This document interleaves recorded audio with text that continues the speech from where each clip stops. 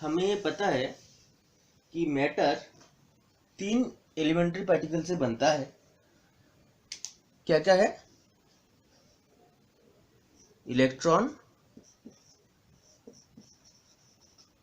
Proton और हमारा neutron है। ठीक है, ये 3 पार्टिकल से बनता है और हमें ये 3 पार्टिकल का मास पता है। इलेक्ट्रॉन का मास पता है 9.1 इंटू 10⁻⁻31 kg।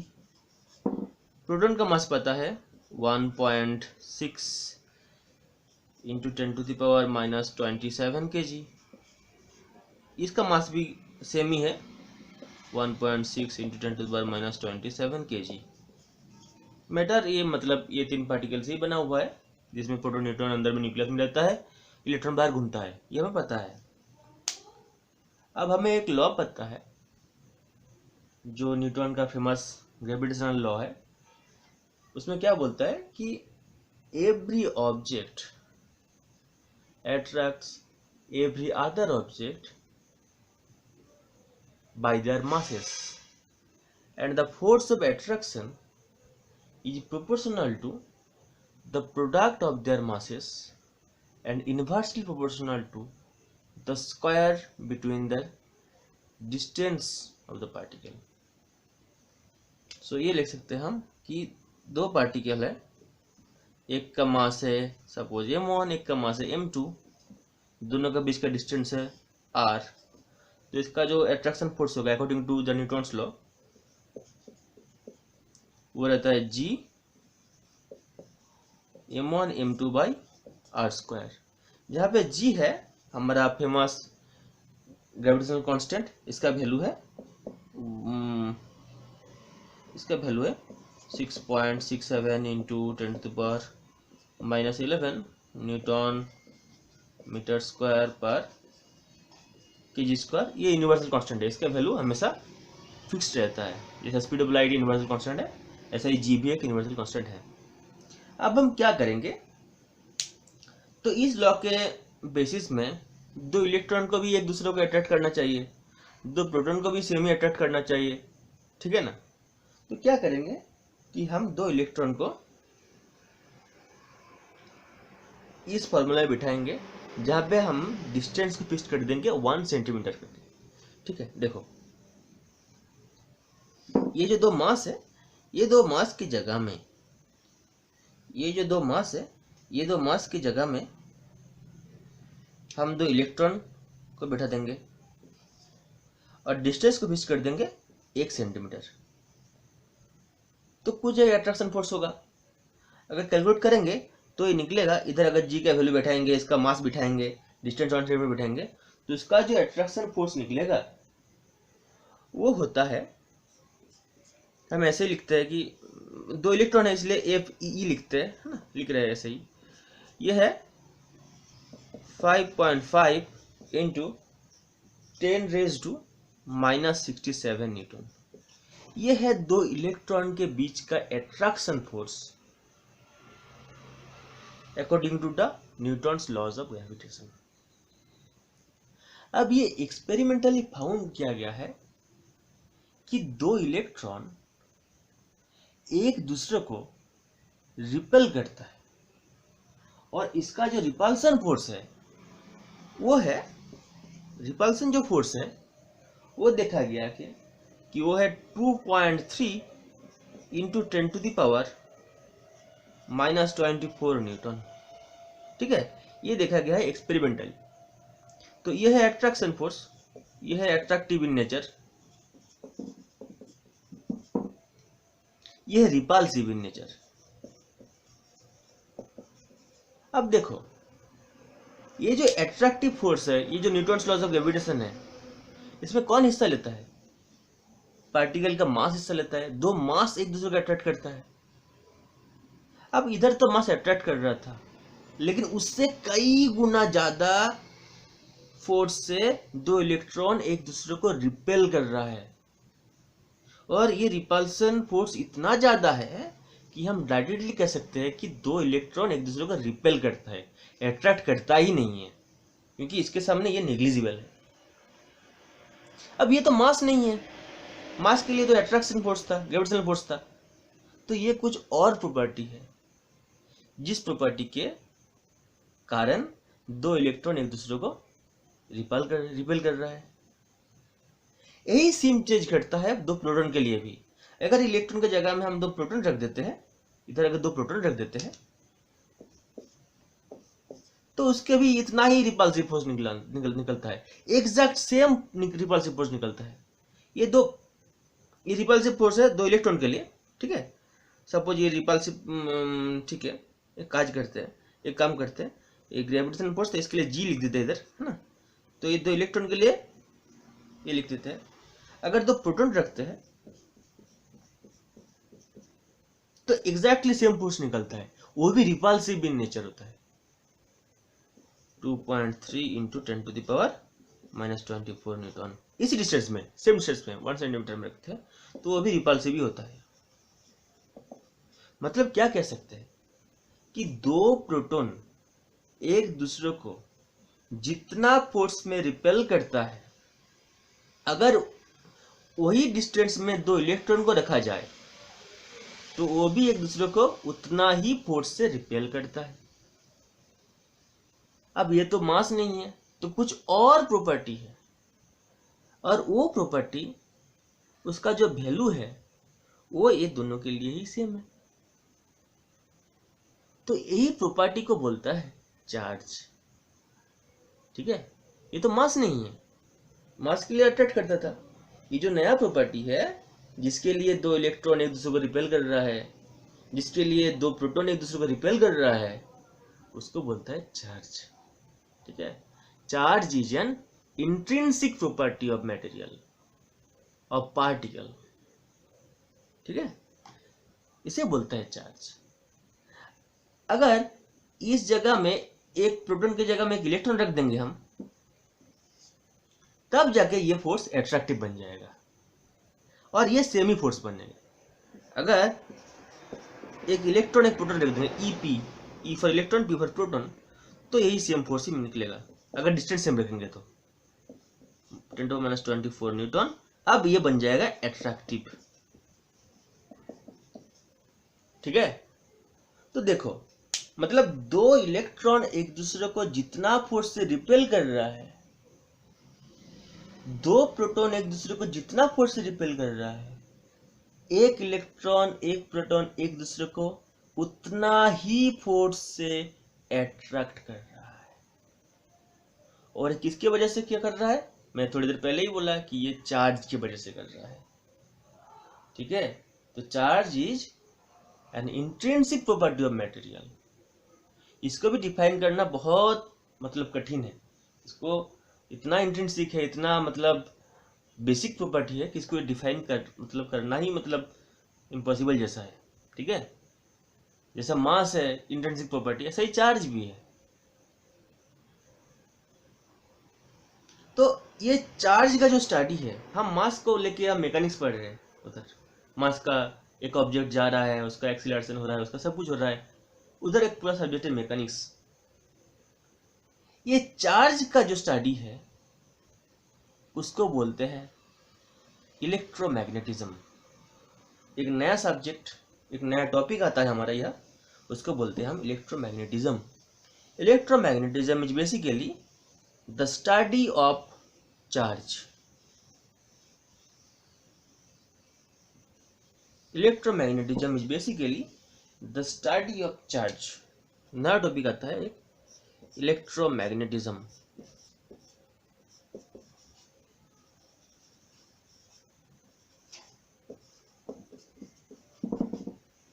क्या है ये? Basically study of charge. अब देखो, चार्ज का अगर मोशन हम देखेंगे तो किसी भी ऑब्जेक्ट का मोशन हमें जितना दूर पता है कि 3 टाइप का होता है। एक इधर रेस्ट में रह सकता है, या फिर वो कुछ एक वेलोसिटी में जा रहा है, या फिर वो एक्सीलरेटेड है। तो ये चार्ज जो है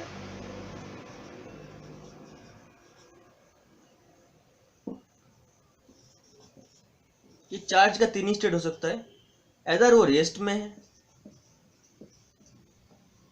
ऐसा रो कुछ वेलोसिटी में मूव कर रहा है, मतलब moving with velocity, moving with velocity, और हो सकता है कि वो एक्सीलरेटेड है।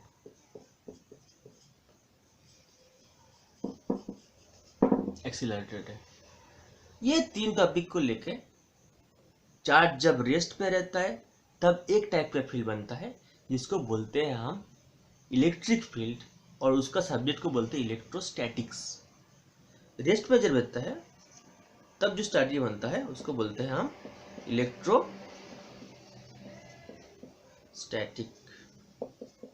स्टैटिक्स।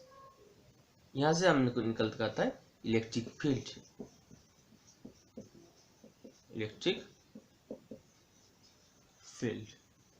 ठीक है। So electrostatics is basically the study of motion of charge in rest और static charge, you can say, जहां पे कुछ भी वेलोसिटी नहीं है। इधर रेस्ट मतलब क्या है, वेलोसिटी हमारा 0 है। अगर कुछ एक वेलोसिटी में मूव करेंगे तो उसको बोलते हैं हम मैग्नेटिज्म और मैग्नेटोस्टैटिक्स, कुछ भी बोल सकते हो उसको, मैग्नेटोस्टैटिक्स बोलो, ठीक है। इधर हमको एक नया फील्ड मिलेगा, उसको बोलते हैं मैग्नेटिक फील्ड।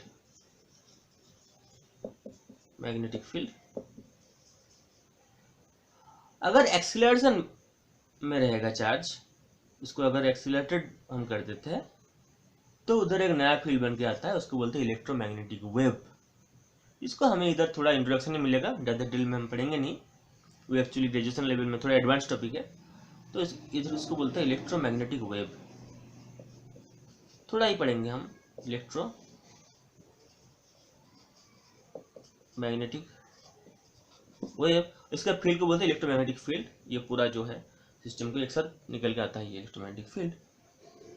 इसके साथ और भी टॉपिक है, हम इलेक्ट्रोस्टैटिक्स बोल दिया, मैग्नेटिज्म बोल दिया, इलेक्ट्रोमैग्नेटिक वेव बोल दिया, और भी टॉपिक है। अगर चार्ज मोशन में रहेंगे तो हमको उससे करंट मिलेगा, तो करंट इलेक्ट्रिसिटी है, इंडक्शन है, अल्टरनेटिंग करंट है, और भी चैप्टर आएगा इधर, तो हम उसको डिटेल में बात करेंगे।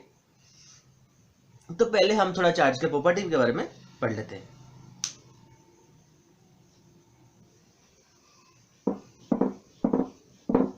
तो ये पूरा टॉपिक है हमारा इलेक्ट्रोमैग्नेटिज्म। पूरा 12 का ऑलमोस्ट हाफ ये पढ़ा जाता है एक्चुअली। सो हम थोड़ा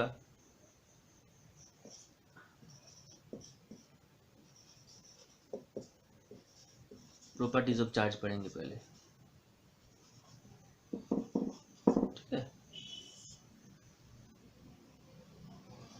क्या है ना, charge is an intrinsic property of material और पार्टिकल।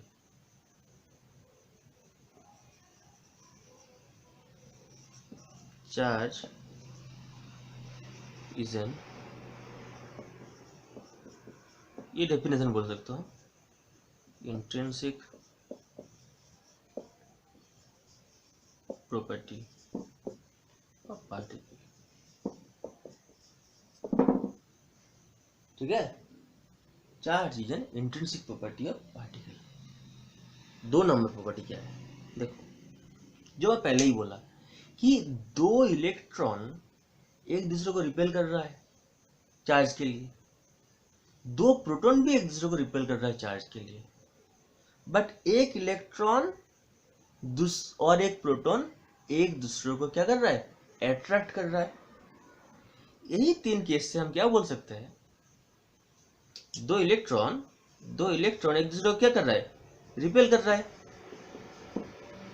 2 प्रोटॉन भी रिपेल कर रहा है, बट एक इलेक्ट्रॉन एक प्रोटॉन एक दूसरे को क्या कर रहा है, अट्रैक्ट कर रहा है। यहां से बोल सकते हैं कि दोनों का जो चार्ज है वो दोनों बिल्कुल ऑपोजिट है,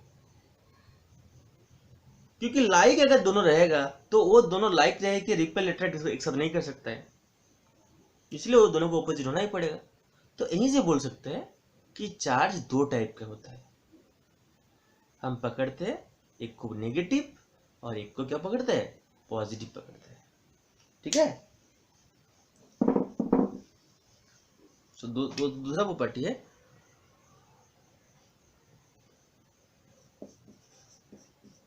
टाइप ऑफ चार्ज। दो टाइप का होता है, एक होता है हमारा पॉजिटिव, एक होता है नेगेटिव। ठीक है, यहीं पे लिखो कि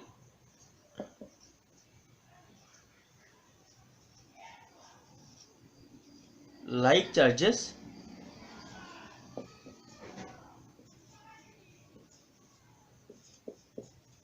repel each other. Like repel करता है, जैसे दो इलेक्ट्रॉन रिपेल करता है, दो प्रोटॉन रिपेल करता है। And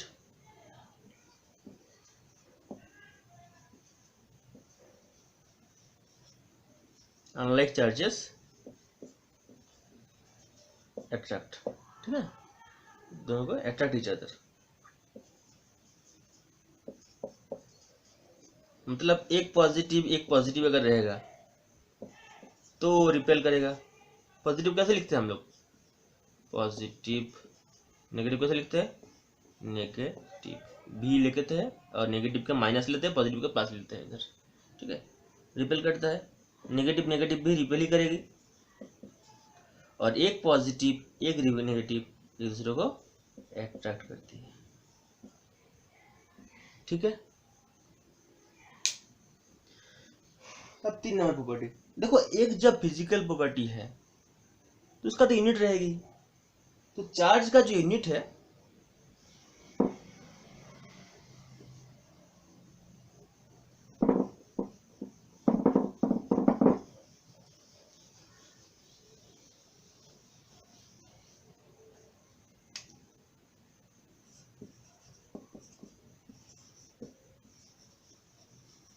unit of charge is coulomb. COU scientist का नाम है, COULOMB लिखते कैपिटल C से। ठीक है, कूलम्ब। अब देखो, सबसे जो छोटा चार्ज मिलता है हमारा वो है एक इलेक्ट्रॉन का चार्ज। ठीक है, सबसे छोटा चार्ज जो मिलता है वो है एक इलेक्ट्रॉन का चार्ज।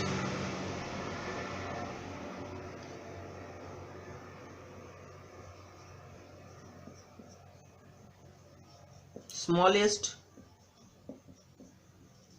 यूनिट ऑफ चार्ज वो है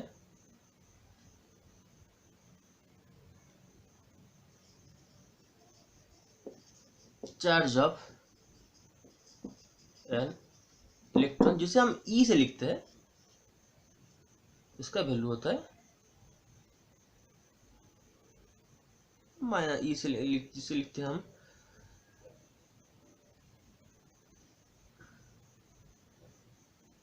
-1.602 into 10⁻⁻19 कूलम्ब। ठीक है, इसको माइनस लेते हैं इलेक्ट्रॉन के लिए कन्वेंशनली पकड़ते हैं कि इलेक्ट्रॉन का चार्ज नेगेटिव है, और सेम चार्ज प्रोटॉन का भी रहेगा। तो चार्ज ऑफ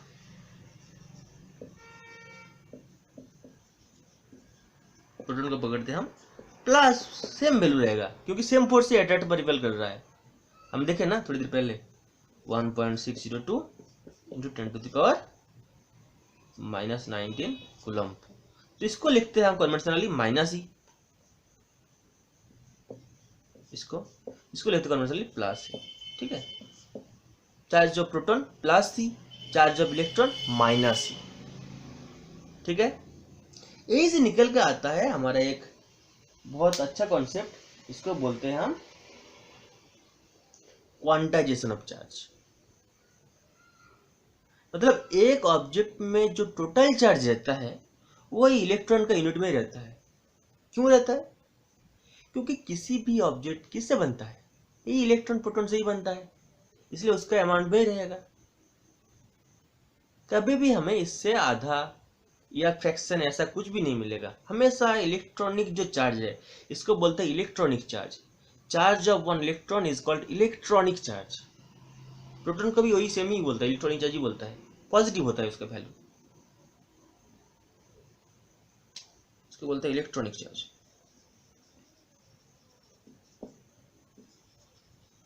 इलेक्ट्रॉनिक चार्ज तो हमेशा ऑब्जेक्ट में जो चार्ज रहता है वो इलेक्ट्रॉनिक चार्ज का इंटीजर मल्टीपल बनता है।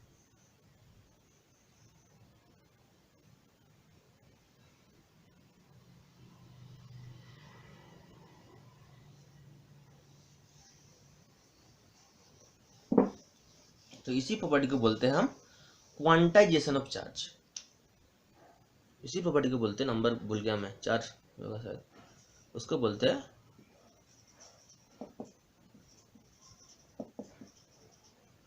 Quantization of charge. इसे क्या बोलते हैं कि all observable charges, all observable charges must be of integral, ये बात को हमेशा ध्यान रखना, इंटीग्रल मतलब नंबर ही होगा, multiple of electron, electronic charges E, ठीक है। मतलब चार्ज ऑफ ए बॉडी ऐसे लिख सकते हैं हम कि चार्ज ऑफ ए बॉडी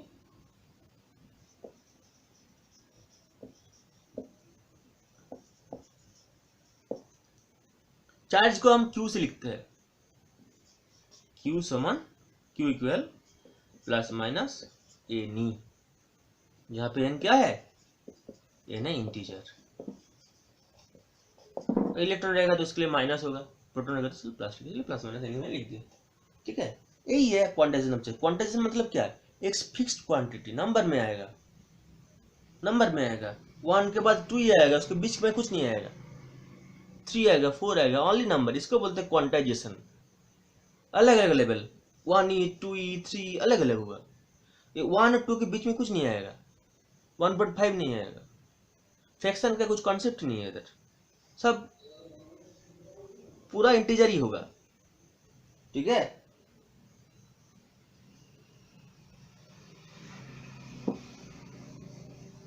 इसको बोलते हैं हम क्वांटाइजेशन चार्ज। अभी एक चीज कहीं पर भी तुम सुन सकते हो कि there is a particle, there are particles called quark.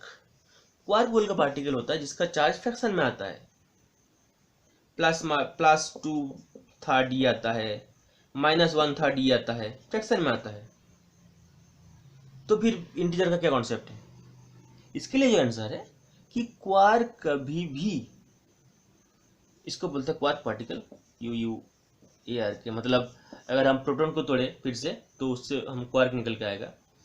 तो इसका कॉन्सेप्ट जो है कि क्वार्क कभी भी अकेला नहीं रहता है, क्वार्क मतलब सिंगल क्वार्क का कोई कॉन्सेप्ट ही नहीं है, क्वार्क हमेशा एक साथ रहता है और टोटल जो चार्ज होता है उसका वो हमेशा एक इंटीजर बन के ही बाहर आता है, ठीक है।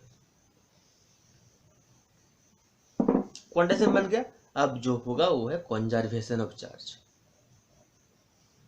Conservation of charge,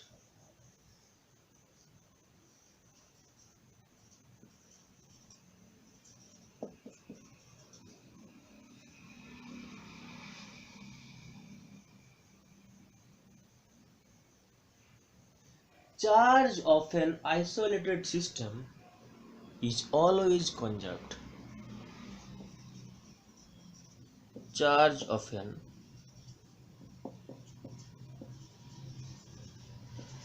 isolated system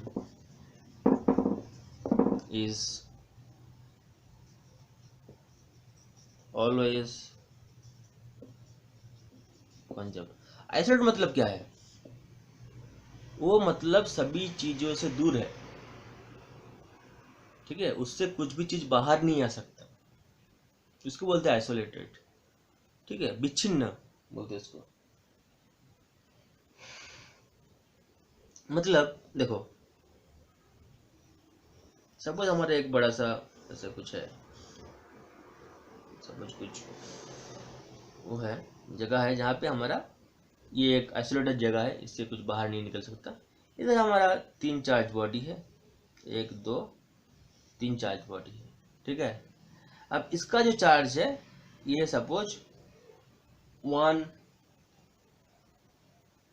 + 1e, इसका जो चार्ज है वो है -2e, इसका जो चार्ज है ये है +5e, ठीक है।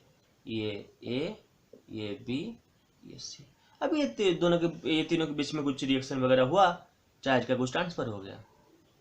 अब ट्रांसफर होकर जो निकला ये है एक आइसोलेटेड बॉडी, ठीक है। ये है एक आइसोलेटेड बॉडी, आइसोलेटेड सिस्टम बोल सकते हो, सिस्टम। ट्रांसफर होकर कुछ निकला और वो जो बना वो है ऐसे ही 3 ऑब्जेक्ट। अब सोचो इसका चार्ज बन गया +2e, इसका बन गया -3e। अब इसका क्या बनेगा, इसका क्या बनेगा? तो क्या बोला हम, टोटल चार्ज कॉन्जर्व रहेगा, मतलब ये तीनों का टोटल जो बनेगा वो ये तीनों का टोटल होगा। मतलब इधर क्या है 1e, ये माइनस है मतलब -2e, ये प्लस है मतलब +5e, इक्वल 2e + 2e है, -3e है, ये q है मतलब ये +q पकड़ते हैं अभी, q है। तो इधर से क्या निकल गया है, q इक्वल्स देखो 1 - 2 -1 + 5 मीन्स 4, इधर से आएगा -1, ये -1 इधर आ जाएगा मतलब +1 हो जाएगा, तो 5e 4e 1e means 5e। ये है इस चार्ज का अमाउंट 5। कैसा निकला? From the conservation of charge, total charge always remain conserved for an isolated system, ठीक है।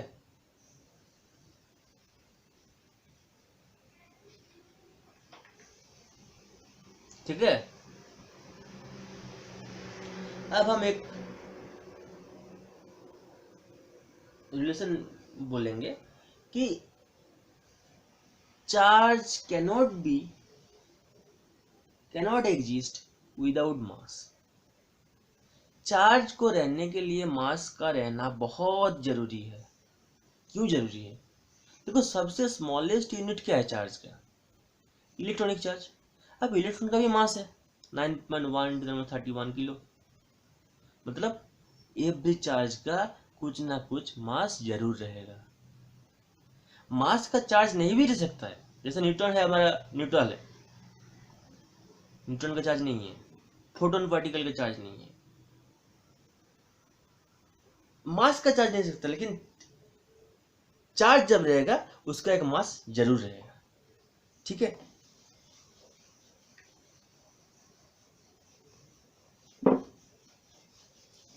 मासलेस चार्ज ऐसा कुछ कॉन्सेप्ट ही नहीं है, चार्जलेस है लेकिन मासलेस चार्ज ऐसा कुछ भी कॉन्सेप्ट नहीं है। सो जो नेक्स्ट नंबर आएगा 7 6 ऐसा कुछ। चार्ज कांट एग्जिस्ट विदाउट मास, ठीक है। इलेक्ट्रॉन का ही मास है, सबसे छोटा यूनिट जो है चार्ज का इलेक्ट्रॉन, उसका ही मास है, ठीक है। अब देखो चार्ज तो मूव कर रहा है, मैं पहले ही बोला कि मूव करने से मैग्नेटिज्म आ जाता है। हमें 11 में थोड़ा थोड़ा पता था रिलेटिविटी के बारे में, थोड़ा थोड़ा बोला गया था कि रिलेटिविटी होता है कि मास अगर ऑब्जेक्ट मूवमेंट में रहेगा तो उसको लाइट फील होता है, ऐसा कुछ हमें पता था, जहाँ पे रिलेशन था कि मतलब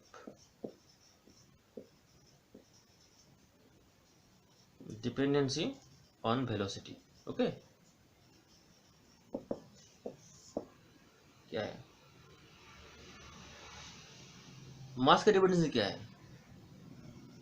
एम, अगर एक बॉडी का अगर मास m0 रहेगा, अगर वो v वेलोसिटी में मूव कर रहा है, m0 का ऑब्जेक्ट अगर v वेलोसिटी में मूव कर रहा है तो इसका जो मास रहेगा मूवमेंट के टाइम वो होता है m0/√1 माइनस v²/c²। मतलब mass is dependent on velocity of the object. Charge का ऐसा कुछ भी डिपेंडेंसी नहीं है, ठीक है। Charge is independent of velocity. Mass is dependent on velocity but charge is independent on velocity, ठीक है। चार्ज इज इंडिपेंडेंट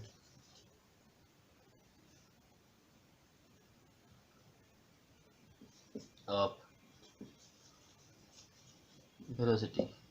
ऐसे क्या लिख सकते हैं, मास इज वेलोसिटी डिपेंडेंट, ठीक है। चार्ज का वेलोसिटी के साथ कुछ भी डिपेंडेंसी नहीं है। तो यही कुछ प्रॉपर्टी है, चार्ज का बेसिक प्रॉपर्टी है। अब हम आगे निकलेंगे कि चार्ज का बीच का जो अट्रैक्शन फोर्स है हमारा कूलम्ब फोर्स, उसका प्रॉपर्टीज, उधर से कुछ प्रॉब्लम आएगा, फिर इलेक्ट्रिक फील्ड आएगा, डाइपोल आएगा, पोटेंशियल आएगा, धीरे धीरे चैप्टर बढ़ेगा। तो आज का जो डिस्कशन है वो हम यहीं पे ख़त्म करते हैं। Thank you.